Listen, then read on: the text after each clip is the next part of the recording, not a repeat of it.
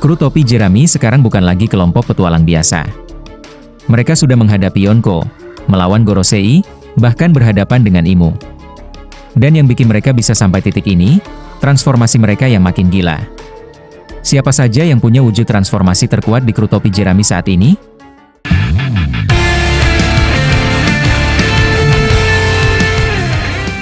Satu Monkey D. Luffy, Gear 5. Dalam wujud ini, Luffy bebas mengubah tubuhnya, dan juga bisa mempengaruhi lingkungan. Dan dia juga bisa mengintegrasikan 3 jenis haki level tinggi yang sudah ia kuasai. Ditambah kreativitas tanpa batas dan efek kartun yang melanggar logika, Gear 5 jadi kekuatan yang menakutkan. Prestasinya pun gila. Mengalahkan Kaido, menggulung Rob Lucci, 2 kali menjatuhkan Kizaru, melawan Gorosei dan Imu. Ini bukan hanya transformasi terkuat topi jerami, tapi salah satu yang terkuat di seluruh dunia One Piece. 2 Roronoa Zoro, Nine Sword Style. Ashura adalah transformasi yang aneh. Ini sebenarnya tidak benar-benar menumbuhkan tangan tambahan, tapi menciptakan ilusi 3 kepala dan 6 lengan. Namun efeknya nyata. Dalam wujud ini, Zoro bisa mengerahkan teknik yang sangat kuat. Yang bikin gila, Zoro tak sembarang menggunakan teknik ini, hanya digunakan saat kondisi kritis.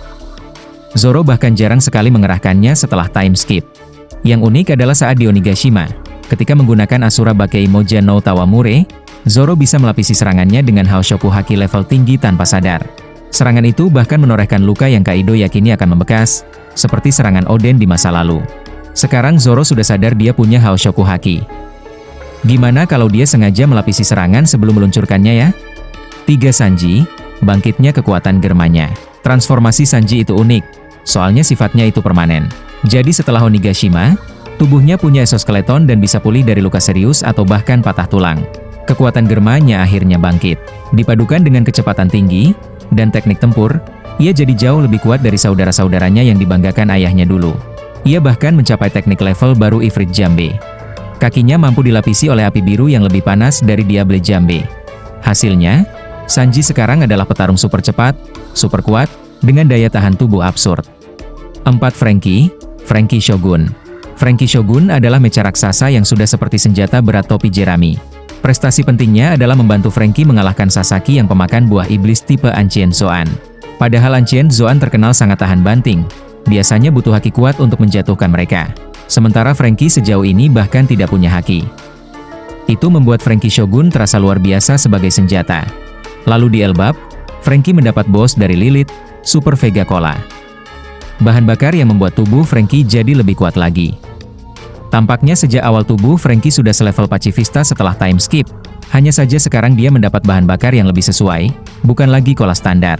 Kalau ini diterapkan ke Franky Shogun, potensinya bisa melonjak jauh lebih gila lagi. 5 Nico Robin, Demonio Fleur. Ini terasa sebagai salah satu transformasi paling gelap di kru topi jerami. Dalam wujud ini Robin berubah jadi raksasa iblis yang sangat kuat dan berbahaya.